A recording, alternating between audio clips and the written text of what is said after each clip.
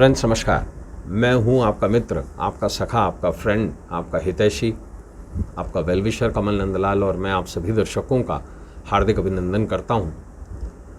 Astro तक की खास प्रस्तुति कमल नंदलाल की भविष्यवाणी, आपका राशिफल। भविष्यवाणी में हम बात करेंगे मेष से लेकर मीन राशि के दैनिक राशिफल की, जो आपके दिन के आधार पर है, जो आपके चंद्रमा का गोचर और नक्षत्र के आधार पर है।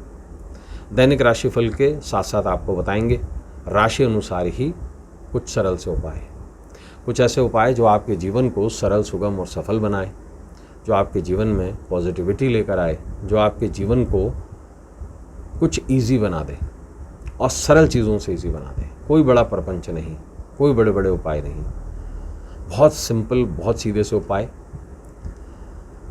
इसके साथ साथ आपको राशि अनुसार ही बताएंगे आपका शुभ अंक और शुभ रंग भी।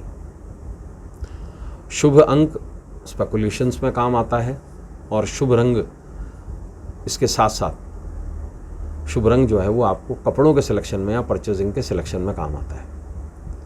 जानकारी देते हैं आपको विस्तृत पंचांग की, दिन, वार, तिथि, नक्षत्र, राशि के साथ साथ आपको बताते हैं सभी के लिए शुभ अंक और शुभ रंग। इसके साथ साथ आपको शुभ दिशा की भी जानकारी देते हैं और ये शुभ दिशा जो है आपको ट्रैवलिंग में बहुत मदद करती है। इसके साथ साथ अशुभ समय की भी जानकारी देते हैं राहु काल के रूप में। इस समय अवधि पे कोई भी शुभ काम या ख़ास काम आपको करने से बचना चाहिए। विशेष योगों की भी जानकारी देते हैं कि योग आपके जीवन में क्या प्रभाव डालेंगे और दिन का सबसे शुभ समय भी आपको बताते हैं। इसके साथ साथ आपको विशेष पर्व की भी जानकारी देते हैं। प्रोग्राम के आखिर में आपको बताते हैं विशेष उपाय और मंत्र।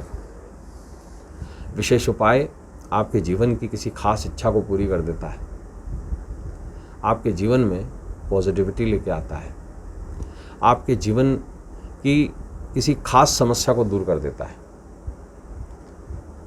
और इसके साथ साथ जो शुभ मंत्र है आज का विशेष मंत्र, वो आपके नेगेटिविटी को दूर करके जीवन में पॉजिटिविटी का संचार करता है। तो चलिए दोस्तों, हम शुरुआत करते हैं कमल नंदलाल के भविष्यवाणी की पंचांग के साथ में। तो दिन मंगलवार का है, तारीख है 9 जून 2026। अधिक मास के ज्येष्ठ महीने के कृष्ण पक्ष की नवमी तिथि है। चंद्रमा मीन राशि में रहेंगे और पूर्व भाद्रपद नक्षत्र में रहेंगे। दिन का शुभ अंक रहेगा 7, शुभ रंग रहेगा सिलेटी, शुभ दिशा ईशान रहेगी। अशुभ समय राहु काल का समय शाम को 3:49 से लेके शाम को 5:34 तक रहेगा। इस समय अवधि में कोई भी खास काम, शुभ मांगलिक कार्य आपको टालने की सलाह दी जाती है। सर्वार्थ सिद्धि योग रहेगा। इस योगा योग के अंदर कोई भी काम करना उसकी सिद्धि की गारंटी होती है। ये रहेगा सुबह 9:39 से लेकर के अगले दिन सुबह 5:23 तक। और इसमें भी दिन का सबसे शुभ समय रहेगा सुबह 9:39 से लेकर दोपहर को 12:20 तक। ये सबसे शुद्ध समय है। और विशेष क्या है, पुरुषोत्तम मास की नवमी है। पुरुषोत्तम महीने के अंदर अष्टमी, नवमी और चतुर्दशी का अति विशिष्ट महत्व माना जाता है। और इसी के साथ है बड़ा मंगल। खास दिन बन जाता है हनुमान जी के पूजन का, रुद्र अवतार हनुमान जी के पूजन का। ऐसे में हमारा विशेष उपाय और मंत्र भी रुद्र अवतार हनुमान जी से ही जुड़ा हुआ है। बताएंगे आपको आर्थिक संकट कैसे दूर होंगे। तो हनुमान जी के बारे में तो वैसे भी कहावत है, संकट मिटे और संकट को काटने वाले, मिटे सब पीरा, जपत निरंतर हनुमत बीरा।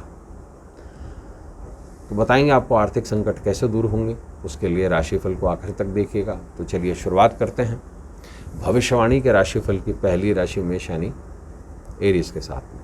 मेष राशि वालों, रचनात्मक काम सफल रहेंगे, इंटरव्यू में सफलता मिलेगी, मनपसंद भोजन का आनंद उठाएंगे, दाम्पत्य सुखी रहेगा, सामाजिक काम में रुचि लेंगे। उपाय ये करेंगे, पूजा घर में मसूर चढ़ाएं, शुभ अंक 7 रहेगा, शुभ रंग रहेगा सिलेटी। दूसरी राशि वृष यानी कि टॉरस की बात करेंगे। सेहत पर ध्यान दें, व्यर्थ के विवादों से बचें, कीमती चीज़ों को संभाल कर रखें। कारोबार में लाभ होगा, नौकरी में प्रमोशन के योग हैं, धर्म कर्म में रुचि भी बढ़ेगी। उपाय ये करेंगे, तांबे के बर्तन का उपयोग करें, शुभ अंक 4 रहेगा, शुभ रंग रहेगा नीला। तीसरी राशि मिथुन यानी जमनाई की बात करेंगे। पिछली मेहनत का फल मिलेगा, लाभ प्राप्त होगा, भाग्य साथ देगा, कारोबार में वृद्धि होगी, मान सम्मान मिलेगा, दाम्पत्य में मतभेद के योग हैं। उपाय क्या करें कि गेहूं के दाने कर्पूर से जला दें, शुभ अंक 3 रहेगा, शुभ रंग रहेगा पीला। चौथी राशि कर्क यानी कि कैंसर की बात करेंगे।